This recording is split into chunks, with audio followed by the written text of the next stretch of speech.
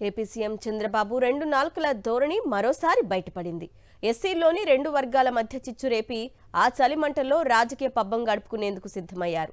ఇప్పటికే ఉన్న సమస్యను మరింత జటిలం చేసి వివాదానికి ఆజ్యం పోశారు. అసెంబ్లీ సమావేశాల చివరి రోజు ఆయన చేసిన హై డ్రామాపై దళిత వర్గాలు ఆగ్రహం వ్యక్తం చేస్తున్నాయి. ఎస్సీల వర్గీకరణ విషయంలో మరోసారి తనదైన పొలిటికల్ మార్కు చూపించారు సీఎం చంద్రబాబు. అసెంబ్లీ సమావేశాల్లో ఎస్సీల వర్గీకరణపై సమగ్ర చర్చ నిర్వహించలేదు. పైగా చివరి రోజున హడావుడిగా లఘు చర్చ నిర్వహించి మమా అనిపించారు. అంతటితో ఆగకుండా ఆర్డినెన్స్ పేరిట కొత్త అంశాన్ని తెరపైకి తెచ్చారు. ఎస్సీ వర్గీకరణపై రాజీవ్ రంజన్ మిశ్రా కమిషన్ ఇచ్చిన నివేదికను మార్చి 10నే కేబినెట్లో పెట్టారు. అయినా ఆ రిపోర్టును పబ్లిక్ డొమైన్లో మాత్రం అప్లోడ్ చేయలేదు. నివేదిక బయటకు వస్తే వచ్చే అభ్యంతరాలను ఎదుర్కోలేకే రోస్టర్ విధానం అంటూ అసెంబ్లీ వేదికగా కొత్త మాట మాట్లాడారు చంద్రబాబు.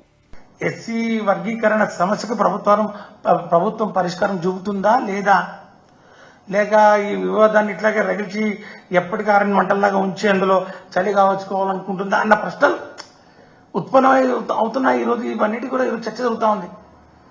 దీని మీద ఖచ్చితంగా స్పష్టత ఇవ్వాల్సినటువంటి అవసరం ఉంది.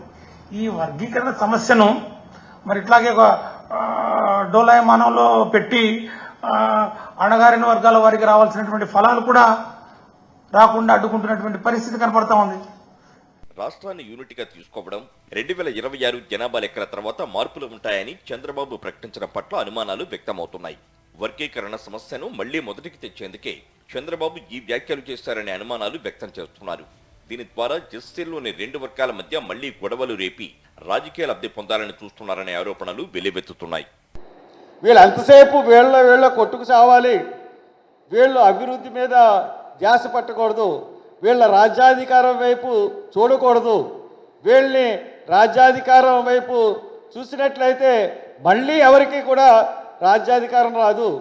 జనాభా సంఖ్య అత్యధికులు వీళ్ళే ఎస్సీసే కాబట్టి వీళ్ళని రాజ్యాధికారంకి దూరంగా చేయాలన్న కుట్రే ఈ యొక్క ఎస్సీ వర్గీకరణపై చంద్రబాబుకు చిత్తశుద్ధి ఉంటే తెలంగాణ మాదిరిగా చట్టం చేసే అవకాశం ఉంది. అయినా ఆర్డినెన్స్ పేరిట డ్రామా చేస్తున్నారని దళిత సంఘాల నేతలు ఆగ్రహం వ్యక్తం చేస్తున్నారు. రాష్ట్రాన్ని యూనిట్గా తీసుకుంటే దళిత వర్గాలపై తీవ్రమైన ప్రభావం ఉండే అవకాశం ఉంది. కోస్తా ప్రాంతంలో మాల సామాజిక వర్గం, రాయలసీమ ప్రాంతంలో మాదిగ సామాజిక వర్గం ఎక్కువగా ఉంది. అప్పుడు న్యాయం ఎలా జరుగుతుందన్న ప్రశ్న తలెత్తుతోంది. జిల్లా యూనిట్గా తీసుకోమని డిమాండ్ చేస్తే 2026 జనాభా లెక్కల తర్వాతేనని చెప్తోంది చంద్రబాబు ప్రభుత్వం. అలాంటప్పుడు ఆర్డినెన్స్ ఎందుకు తేవడం అనే చర్చ జరుగుతోంది.